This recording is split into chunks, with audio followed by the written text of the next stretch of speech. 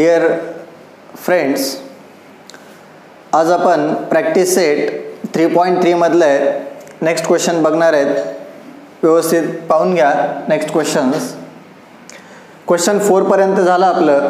Question number 5 पहा.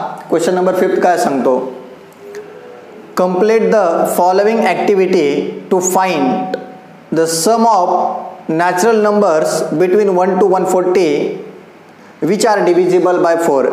1 ते 140 मधील 4 ने भाग जाणाऱ्या सर्व संख्यांची, नैसर्गिक संख्यांची सम करा, म्हणजे बेरीज करा.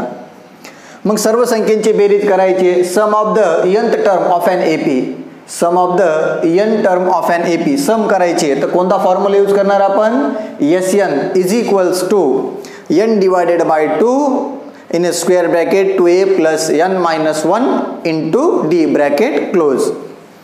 बघा कंप्लीट करायची ॲक्टिव्हिटी. आता ती ॲक्टिव्हिटी मी काही तर म्हणजे अशी बॉक्सेस टाईपमध्ये देत नाही, मी डायरेक्टली काय करतोय, ही डायरेक्ट प्रॉब्लेम सॉल्व्ह करूयात आपण. बघा काय करणार इथं, the natural numbers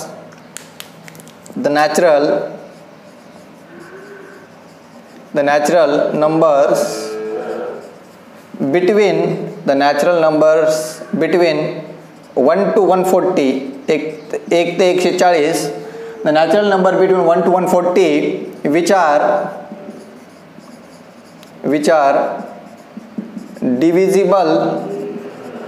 are divisible by 4 are as follows. कोणते येतं, तर 4 न भाग जाणाऱ्या संख्या 1 व 140 मधील, म्हणजे 1 आणि 140 या दोन संख्या सोडून मधील कोणकोणत्या येतं, 4, 8, 12, 16, 4 1 4, 4 2 8, 4 3 12, 4 4 16 अँड सो ऑन. कुठं असणार, 136. किती असणार, 136. का, कारण 4 3 12, 4 4 16. 140 ला पण 4 न भाग जातो, पण नाही घ्यायचं. का, कारण हे म्हणते की इन बिटवीन, म्हणजे ह्या दोन्हीच्या मधील, म्हणून 140 आणि 1 सोडून मधल्या, तर 136 लास्टचा नंबर. मग हिअर फर्स्ट टर्म a किती आपल्याकडं 4. d ची value, d means that the common difference is what, 8 minus 4. किती मिळणार सांगा बरं, 8 minus 4. The answer is what, 4. a मिळालं, d मिळालं. So this final value 136 is the value of what, tn. Okay, tn is equals to 136. Okay, आता मला सांगा, a मिळालं, d मिळालं, tn मिळालं. आपल्याला 3 व्हॅल्यूची गरज आहे. कोणकोणत्या, a, d आणि n. पण आपल्याकडे फक्त a आणि d आहे, n आहे का, नाही. मग काय करणार आपण सांगा, by formula. Which formula we have to apply, tn is equals to a plus n minus 1 into d. So tn, what is the value of tn, 136. So then after value of a means that 4 plus value of n, we don't know the value of n minus 1 into value of d is what is the value of d, 4. Okay, then 136 plus 4 can be transferred on a left hand side. So 136 minus 4 is equals to n minus 1 into 4. So 136 minus 4 means that 132 is equals to n minus 1 into 4. 4 हे 4 multiply मधले इकडे shift करून घ्या. So this 4 multiply इकडे shift करून घेतलं, 132 divided by 4 is equals to n minus 1. Then ह्या 4 न जर मी डिवाइड केलं, 4 1 4 3 4 3 12, 4 3 12. Okay, means that so therefore is there 4 न जर 132 ला जर डिवाइड केलं, तर आन्सर मिळाला आपल्याला 33 is equals to n minus 1. -1 इकडे जर शिफ्ट केलं तर +1 is equals to n. So therefore n is equals to what, 34. This is the value of n. So we know the values of a, d and n. Then finally we have to find out the sum of natural numbers between 1 to 140 which are divisible by 4. 4 ना भाग जाणाऱ्या 1 ते 140 मधील संख्यांची बेरीज करायची. आता मग बाय युजिंग फॉर्म्युला. कोणता फॉर्म्युला यूज करणार सांगा. Sn is equals to n by 2 in bracket 2a plus n minus 1 into d. We have to use this formula for the sum of nth term sum of natural numbers between 1 to 140 which are divisible by 4. Yes, n ची value किती आहे सांगा. 34. म्हणजे 1 ते 140 मधील 4 न भाग जाणाऱ्या किती संख्या आहेत एकूण 34 आहेत आणि त्या सर्वांची बेरीज करायची आहे. So 34 divided by 2 in a bracket 2 into value of A किती आहे आपल्याकडं 4 plus n. Value of n is what 34 minus 1 into value of d is what 4. समजा 34 ला जर 2 न भाग दिला तर किती मिळणार आपल्याला 17. सो 4 दुनी 8 प्लस 34 मधनं 1 गेलं 33. 33 multiply by 4. Then 17 in bracket 8 plus bracket सोडायचं नाही. फायनल आन्सर येईपर्यंत सोडायचं नाही. म्हणजे हे पूर्ण कॅल्क्युलेशन होईपर्यंत ब्रॅकेट सोडायचं नाही. 33 मल्टिप्लाय बाय 4. 4 3 जा 12 कॅरी 1. 4 3 जा 12. 12 plus 1 13. Okay. Then this 17 multiply by 132 plus 8 किती मिळणार सांगा 140. ओके. हा 0 ॲज इट इज ठेवला आपण. आता 17चा आणि 14चा गुणाकार करा. 7 चौक 28 ला 8 हातच्या आधी 2 4 4 1 4 4 आणि 2 6 प्लस 7 आणि 1 8 13 1 2 मीन्स दॅट 2 3 8 0. यस 34. म्हणजे 1 ते 140 मधील 4 ने भाग जाणाऱ्या ज्या संख्या आहेत त्या सर्वांची बेरीज येते 2380. द सम ऑफ काय करणार आपण इथे सांगा बरं. The sum of so therefore the sum of natural numbers between 1 to 140 which are divisible by 4 is 2380. that is your final answer. हे तुम्हाला 2 किंवा 3 मार्कला एक्झाम मध्ये ॲक्टिव्हिटी म्हणून येऊ शकते. कंप्लीट द फॉलोइंग ॲक्टिव्हिटी म्हणून तुम्हाला हा क्वेश्चन येऊ शकतो. तर त्यासाठी व्यवस्थितरित्या सॉल्व करायचं. Okay. So question number next. आपण नेक्स्ट क्वेश्चन बघतोय. Question number 6. Sum of first 55 terms in AP is 3300. Find its 28 term. हे म्हणते sum of first 55 terms. Sum दिलेली आपल्याला 55 टर्म्सची. म्हणजे आपल्याला एक AP दिले आणि त्या APच्या पहिल्या 55 पदांची बेरीज दिलेली आहे 3300. तर आपल्याला त्याचं 28वं पद काय आहे ते काढायचं आहे. Sum of first 55 terms in AP is 3300. Find its 28 term. 28वं पद आपल्याला काढायचं आहे. एक अंकगणितीय श्रेणी दिलेली आहे आणि त्या अंकगणितीय श्रेणीचे आपल्याला पहिल्या 55 पदांची बेरीज दिलेली आहे 3300. तर आपल्याला 28वं पद काय असेल ते काढायचं आहे. कसं काढणार आपण तर पाहूयात. लक्ष द्या. आपल्याला दिलेलं काय ते पाहून घ्या. सोल्युशन गिवन मध्ये काय दिलेलं आहे आपल्याला. गिवन मध्ये दिलेलं आहे सम मीन्स दॅट यस कशाची 55 पदांची बेरीज किती दिलेली आहे 3300. ओके. सो आता आपल्याला हे दिलेलं आहे. मग वी हॅव आपल्याला फॉर्म्युला माहिती आहे. कोणता फॉर्म्युला माहिती आहे. Sn is equals to n by 2 in a bracket 2a plus n minus 1 into d. या फॉर्म्युल्याचा यूज करून आपण सॉल्व्ह करूयात. ओके, बघा यस एनची व्हॅल्यू किती आहे आपल्याकडं 55. एनची value 55 divided by 2 in bracket 2a plus एनची व्हॅल्यू 55 मायनस 1 इंटू डी. आपल्याकडे ए माहिती नाही आणि डी पण माहिती नाही. मग काय करणार इथं 55. आता मला सांगा यस 55 पहिल्या म्हणजे सम आहे 55 टर्म्सची सम किती दिलेली आपल्याला सांगा बरं. स्टार्टिंगला 3300 is equals to 55 divided by 2 in bracket 2a plus 54 into d. Okay, हे डिवायडेडमधलं 2 इकडे मल्टिप्लायमध्ये घ्या आणि 55 मल्टिप्लायमधलं डिवायडेडमध्ये घ्या. डिवायडेडमधलं 2 इथं मल्टिप्लायमध्ये 3300 मल्टिप्लाय बाय 2 आणि 55 मल्टिप्लायमधलं कुठं कशामध्ये जाणार डिवायडेडमध्ये जाणार. Is equals to 2a plus 54 into d. Okay, आता बघा या 55 जर तुम्ही 3300ला जर भाग दिला तर कसा भाग जाणार. डायरेक्टली जर याला भाग दिला तुम्ही तर बघा 11 भाग जातो. 11 5 55. ओके, 11 5 55, 11 3 33 आणि 2 zeros as it is.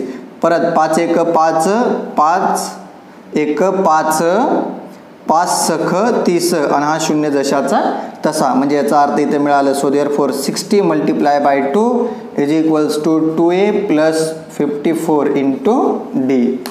Okay, मग याची जर गुणाकार केला तर किती मिळणार सांगा बरं. 120 बरोबर 2a प्लस 54 इंटू डी. आता मला सांगा बघांनो, इथं लिहितोय मी आणखीन व्यवस्थित. 2a plus 54 d is equals to 120. आता मला सांगा ह्या प्रत्येकाला कितीनं भाग जातो बरं. ह्याला 2 भाग जातो, याला जातो, याला जातो. So dividing bye 2 on both side.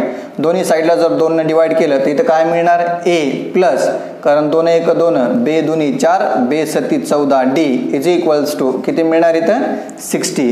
So इथं लिहितोय मी dividing bye 2.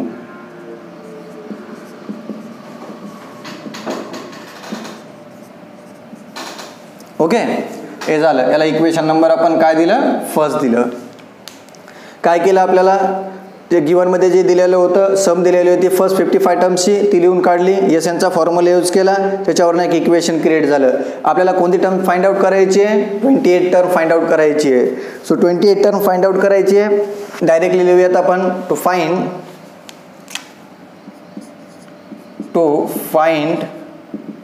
find t of 28 is equals to what. Okay, so to find t of 28 आपल्याला हे फाइंड आउट करायचे.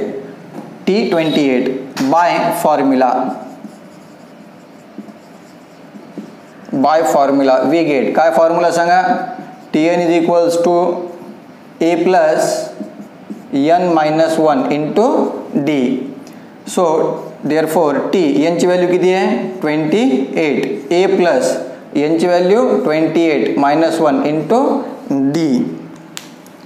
So t28 is equals to a plus 28 minus 1 27 d. Okay बघांनो. Then त्याच्यानंतर t of 28 is equals to, आता मला सांगा a plus 27 into d, a plus 27 into d ह्याची value किती आहे आपल्याकडं 60. मग a प्लस 27 इंटू डीची व्हॅल्यू आपल्याला किती लिहिता येते बघांनो 60. कशावरनं सांगा बरं फ्रॉम इक्वेशन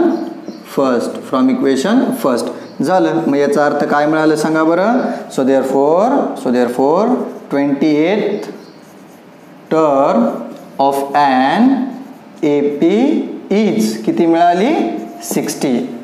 ओके, बरेच जण काय करतात हे इथपर्यंत सॉल्व करतात t28. मग हे काय करायचं हे समजत नाही. का समजत नाही का तर कारण आपल्याला 3 व्हॅल्यू माहीत पाहिजेत a d आणि n. माझ्याकडे n ची व्हॅल्यू आहे इथं पण a आणि d तर नाही दिलेले, मग त्यामुळे इथं गडबडून जातात. तर लक्षात ठेवायचं हे इक्वेशन आले की ह्या इक्वेशनवरनंच आपल्याला याची व्हॅल्यू लिहून काढता येते आणि तीच तुमचे 28 टर्म ऑफ ॲन AP असणार आहे. ओके, आपण नेक्स्ट क्वेश्चन आता पाहूया. आता क्वेश्चन नंबर 7 पहा. In an AP sum of 3 consecutive terms is 27.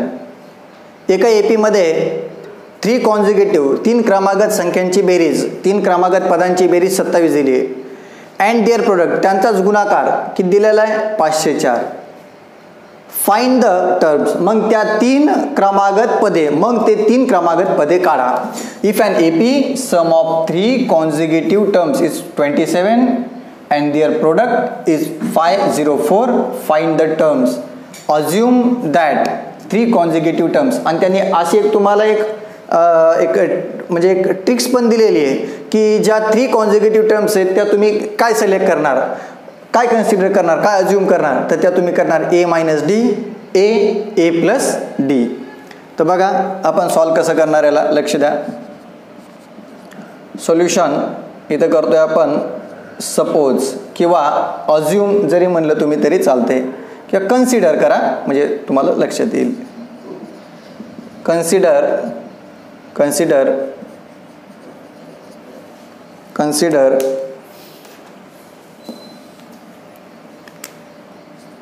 a - d a plus d are the three consecutive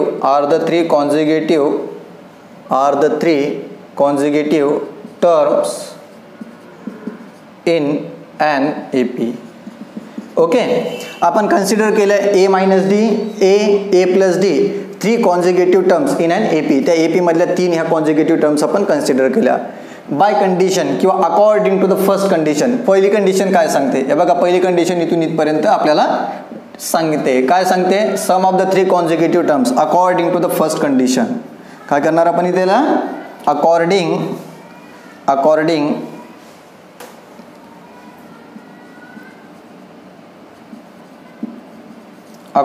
to the first condition. According to the first condition काय condition सांगा बरं. According to the first condition sum of the 3 consecutive terms. Sum करायचे 3 consecutive टर्म्सची. पहिली consecutive terms कोणती आहे a - d plus a plus d 3 consecutive टर्म्सची sum किती दिलेली आहे 27. So a - d plus a plus d is equals to 27. this minus d this plus d get cancel. a plus a काय मिळते सांगा बरं 3a is equals to 27. so a is equals to 27 divided by 3. 3 गुणाकारातलं 3 1 3 3 9 27 3 1 3 9 a is equals to काय मिळालं आपल्याला 9. Okay, value of a. आता आपल्याला value of d find out करायची आहे. सांगा बरं value of d find out करायची आहे. काय करणार आपण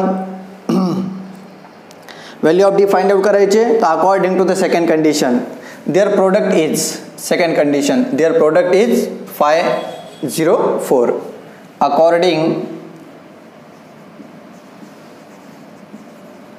according to the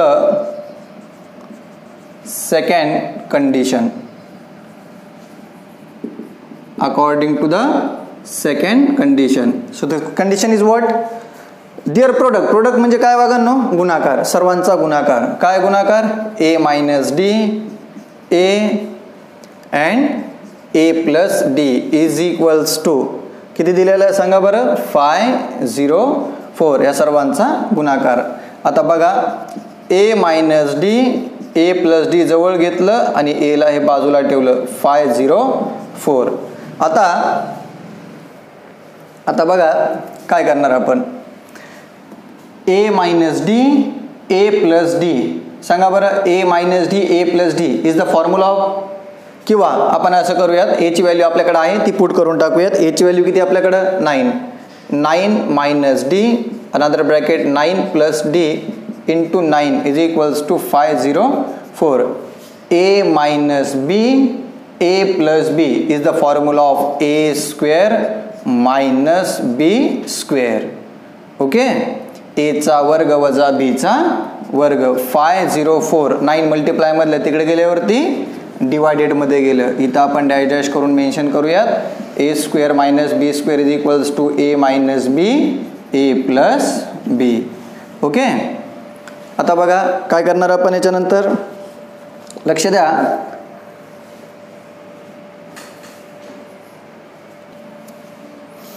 so 9चा square काय मिळतो आपल्याला इथं 81 मायनस काय इथं d square. Okay.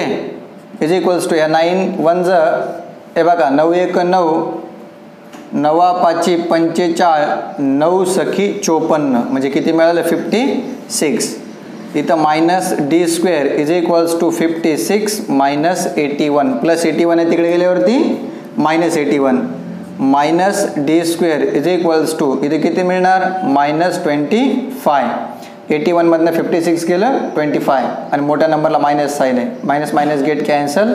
D square is equals to 25. So therefore d is equals to taking square root on both sides म्हणजे इथे येणार प्लस मायनस 5 दोन्ही बाजूस वर्गमूळ घेऊन. आता बघा ए ची व्हॅल्यू मिळाली आणि डी ची पण व्हॅल्यू मिळाली. ह्या दोन्ही व्हॅल्यूज तुम्हाला मिळाल्याच्या नंतर आता आपण काय करणार, त्या दोन्ही व्हॅल्यू मिळाल्या तुम्हाला तर आता आपण ज्या 3 कॉन्झिक्युटिव्ह टर्म्स फाइंड आउट करायला सांगितल्या त्या फाइंड आउट करणार. बघा वेन ए ची व्हॅल्यू किती असताना 9 असताना अँड डी ची व्हॅल्यू एकदा प्लस 5 असताना 3 कॉन्झिक्युटिव्ह टर्म्स काय येणार बघा. A minus d is equals to a ची व्हॅल्यू आहे 9 मायनस डी ची व्हॅल्यू आहे 5 म्हणजे काय मिळाला आन्सर सांगा 9 मायनस 5 4. दुसरे ए तर काय येणार सांगा ए ची व्हॅल्यू 9 आणि तिसरी a plus d is equals to a ची व्हॅल्यू 9 प्लस डी ची व्हॅल्यू 5 म्हणजे किती मिळालं सांगा बरं हे 14. ओके. म्हणजे 3 कॉन्झिक्युटिव्ह टर्म्स वेन ए ची व्हॅल्यू 9 आणि डी ची व्हॅल्यू प्लस 5 असताना 3 कॉन्झिक्युटिव्ह टर्म्स ह्या मिळाल्या. वेन ए ची व्हॅल्यू 9 अँड डी ची व्हॅल्यू मायनस 5 असताना काय मिळणार तर ए मायनस डी. तुम्ही म्हणणार का सर असं का, तर कारण आपल्याला डीच्या 2 व्हॅल्यूज मिळाल्यात त्या बेसिसनुसार आपल्याला 2 कॉन्झिक्युटिव्ह ज्या काही कॉन्झिक्युटिव्ह टर्म्स मिळणार आहेत 3 त्या पण 2च मिळणार आहेत. ए ची व्हॅल्यू आहे 9 मायनस डी ची व्हॅल्यू किती आहे मायनस 5 हे मायनस आणि मायनस प्लस 5 म्हणजे आन्सर किती मिळालं 14. ए म्हणजेच 9 आणि ए प्लस डी ए ची व्हॅल्यू 9 प्लस ओके डी ची value minus 5 means that 9 plus into minus minus 5 म्हणजे आन्सर मिळालं 4. So therefore 4, 9, 14 and 14, 9, 4 are the 3 consecutive terms. Okay, this is your final answer. Getting? Question number 8. Find 4 consecutive terms in an AP whose sum is 12 and sum of third and fourth term is 14. आता back question मध्ये आपण previous question मध्ये पाहिलं की आपल्याला 3 consecutive terms discuss करायच्या होत्या. आपल्याला आता किती कॉन्झिक्युटिव्ह टर्म्स डिस्कस करायच्या तर 4 कॉन्झिक्युटिव्ह टर्म्स डिस्कस करायच्या तर इन अँड एपी मधल्या. तर त्या 4 कॉन्झिक्युटिव्ह टर्म्स कोणत्या आहेत तुम्हाला एखाद्या वेळेस क्वेश्चन मध्ये ऑलरेडी त्या अज्युम करा म्हणून दिलेल्या असतील किंवा तुम्हाला त्यावेळेस त्या लक्षात ठेवून आहेत की ह्या आपल्याला 4 टर्म्स घ्यायच्यात ह्याच घ्यायच्यात हे लक्षात ठेवायचं. तर त्या कोणत्या घ्यायच्या ते पाहून घ्या. Solution consider A minus D A plus D and a plus 2d are the 4 consecutive terms. Okay, a minus d, a plus d and a plus 2d are the 4 consecutive terms. आता आपल्या ह्या 4 consecutive terms आपण consider केल्यात. तुम्ही म्हणणार ह्याच काय केल्या, तर ह्या पाठच करून ठेवायच्या 4ही consecutive terms. आणि 3 कोणत्या आहेत, a minus d, a आणि a plus d. एखाद्या वेळेस क्वेश्चन मध्ये दिलेल्या असतील, एखाद्या वेळेस दिलेल्या नसेल, तर ते आपल्याला मनाने कन्सिडर करायच्यात आणि याची सिक्वेन्स ही अशीच असली पाहिजेत, मागं पुढे चालत नाही. Okay, according to the first condition, according to the first condition, आपल्याला पहिली कंडिशन काय सांगितली आहे सांगा बरं. According to the first condition, पहिली कंडिशन अशी सांगितली आहे, whose sum is 12, 4 consecutive terms in an AP whose sum, म्हणजे त्या चारहीची सम ही 12 येते. म्हणजे 4 कोणते येतं, a minus d plus a plus a plus d plus a plus 2d is equals to किती मिळते आपल्याला, 12 मिळालं. Okay, so a minus d plus a plus a plus d plus a plus 2d is equals to 12. बघा आता minus d plus d काय झालं, cancel. A plus a plus a plus a 1 2 3 आणि 4 म्हणजे काय मिळालं इथं, 4a प्लस काय मिळालं इथं, 2d इज इक्वल्स टू काय मिळतंय, 12. ओके, त्या प्रत्येकाला कितीने डिवाइड होते बघा बरं, 2 ने डिवाइड होणार. हां, बे दोन्ही 4, बे 1 बे, बे सख 12. याला इक्वेशन नंबर काय दिला आपण, फर्स्ट दिलं. झालं, पहिली कंडिशन घेतली, 4 कॉन्झिक्युटिव्ह टर्म्सची सम ही किती मिळाली, 12. According to the second condition, according to the second condition, according to the second condition, काय second condition, sum of third and fourth term, तिसऱ्या आणि चौथ्या पदांची बेरीज ही 14 येते. तिसरं पद कोणतं आपल्याकडे, तिसरं पद a प्लस डी आणि चौथं पद कोणतं आहे, a प्लस 2d. या दोन्हीची बेरीज किती येते म्हणते, येते 14 येणार. म्हणजे काय घेणार सांगा बरं आपण इथं, बोला काय करणार इथं. सो देअरफॉर थर्ड टर्म काय दिलेली आपल्याला, third term a plus d, a plus d plus a plus 2d is equals to किती आहे, 14. Okay, so a plus d plus a plus 2d is equals to 14. बोला काय करणार याच्यामध्ये आपण, हां, a प्लस a किती मिळणार, 2a आणि d प्लस 2d किती मिळणार, 3d इज इक्वल्स टू 14. याला इक्वेशन नंबर काय दिला आपण, सेकंड दिलं. ओके, आता बघा बरं, इक्वेशन फर्स्ट आणि सेकंड, पहिल्या कंडिशनवरनं इक्वेशन फर्स्ट मिळालं आणि दुसऱ्या कंडिशनवरनं इक्वेशन सेकंड मिळालं. आता ह्या दोन्हीचा जर विचार केला तर या दोन्हीला आपण कॅल्क्युलेट करूया, ए आणि डी ची व्हॅल्यू फाइंड आउट करूयात, म्हणजे आपल्याला 4 consecutive terms easily find out होणार. बघा काय करणार आपण, हां, equation first minus equation second, ह्या दोन्हीचं सबस्ट्रॅक्शन करतोय का, कारण ए कॅन्सल होतंय. बघा ए आपल्याला कॅन्सल करता येते, 2a आपल्याला कॅन्सल करता येईल, त्या बेसिसनुसार आपण करतोय. So 2a plus d is equals to 6 and is there 2a plus 3d is equals to 14. Okay, is there minus minus minus plus minus get cancel. d minus 3d, d मधनं minus 3d गेलं, minus 2d आणि 6 मधनं minus 14 गेलं, minus 8. This one get cancel. d is equals to 8/2, बे 1 बे, बे चौक 8, म्हणजे d ची व्हॅल्यू किती मिळाली राजांनो, 4. ओके, देन त्याच्यानंतर काय करणार सांगा, पुट करायचं d ची value, d is equals to 4 in equation, in which equation, first second, तुम्हाला ज्याच्यात वाटेल त्याच्यात पुट करा, in equation first. So in equation first मध्ये केली तर काय मिळणार सांगा, 2a प्लस d ची value 4 is equals to 6, 2a is equals to 6 minus 4. So 2a is equals to 6 minus 4 2, a is equals to 2/2, बे 1 बे, म्हणजे a ची व्हॅल्यू काय मिळाली तुम्हाला, 1. आता 4 कॉन्झिक्युटिव्ह टर्म्स काय मिळणार, आता त्याचा विचार करूयात आपण. आता ए आणि डी च्या व्हॅल्यूज मिळाल्या, त्या व्हॅल्यूज आपण पुट करूयात आणि 4 कॉन्झिक्युटिव्ह टर्म्स फाइंड आउट करूयात. बघा लक्ष द्या. So therefore a minus d is equals to a ची व्हॅल्यू 1 मायनस d ची value 4. The answer is what? -3. a 1 a plus d, a ची व्हॅल्यू 1 प्लस d ची value 4. Answer is 5. And a plus 2d is equals to 1 plus 2 into 4. 4 2 8, 8 आणि 1 9. So इथं लिहितोय मी. So therefore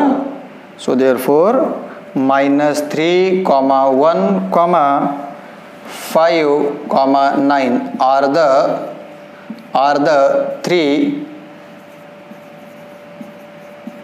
consecutive terms of an AP. Okay, चला आता next question पाहू. Question number 9, practice set 3.3 मधला लास्टचा क्वेश्चन आणि most important question. Question number 9. Question number 9 काय सांगतो हा फक्त व्यवस्थित समजून घ्यायचा, समजलं की आपोआप सॉल्व्ह करता येईल. If the 9th term of an AP is 0. 9th term किती दिलेली आहे? 0. देन शो दॅट, असं असताना शो दॅट करा 29th term is twice the 19th term. Twice the 19th term. मग काय करणार बघा, लक्ष द्या. इथं सॉल्व कसं करणार आपण? सपोज किंवा कन्सिडर. मला सांगा आपल्याला इथं AP ची फर्स्ट टर्म आणि कॉमन डिफरन्स दिलाय का? नाही दिलेला आहे. मग काय करणार आपण इथं? Suppose A is the first term and D is the common difference. Okay,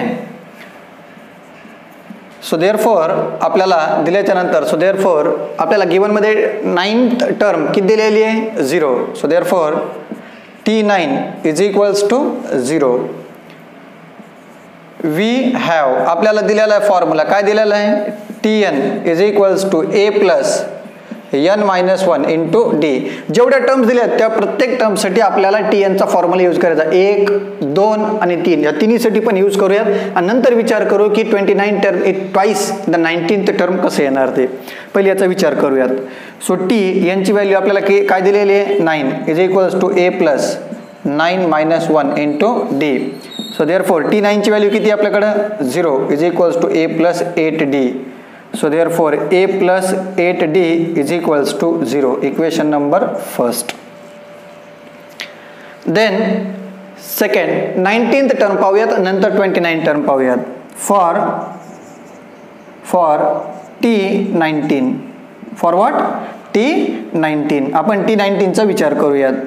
so T19 we have काय दिलेलं आहे फॉर्म्युला सांगा?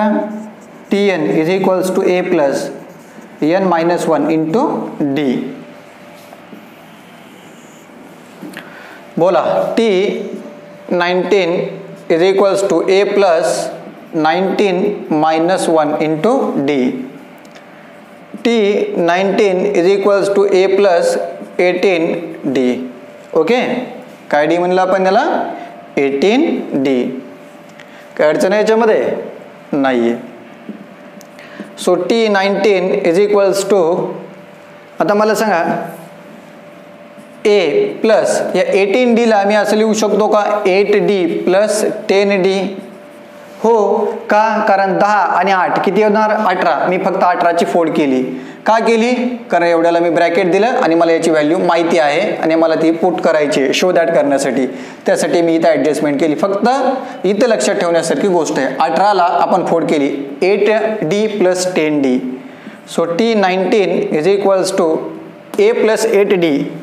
a प्लस 8d ची व्हॅल्यू किती आपल्याकडं? 0 प्लस किती मिळालं? 10d. कशावरनं? From first. So therefore T19 is equals to 10d. याला इक्वेशन नंबर आपण दिलं सेकंड. झालं. पहिले 9th टर्म होती त्याचा विचार केला, फॉर्म्युला यूज केला. 19 टर्मचा विचार केला, आता 29 टर्मचा विचार करूयात. For T29, okay, we have our by formula Tn is equals to a plus n minus 1 into d. आपल्याला आणायचं आहे 29 term is twice the 19th term. T29 is equals to a plus 29 minus 1 into d. T29 is equals to a plus what? 28d, right? Then T29 is equals to a plus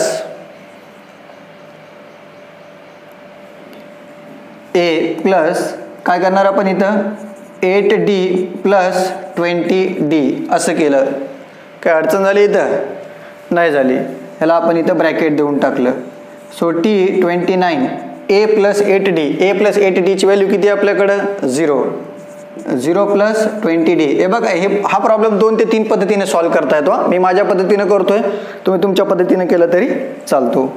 प्रत्येकाची पद्धत वेगळी असणार पण answer एकच येणार. So T29 is equals to 20d.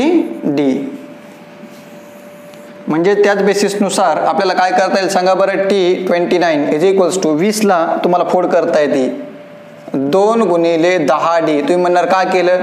का तर कारण आपल्याला आणायचं आहे 29th term is twice the 19 term. 29th term is twice the 19 term. मग 19 टर्म किती आहे आपल्याकडं? 10d दिलेली आहे. मग ह्या 10d च्या ठिकाणी काय ठेवता येते? 19th d. So therefore 29th term is equals to 2 into 10d ला काय लिहिता येते? 19th. Okay, so 2 into 19 means that 29th term is twice the 19th term. Hence prove. Hence इथल्या वाटलं असतं. Hence 29th term is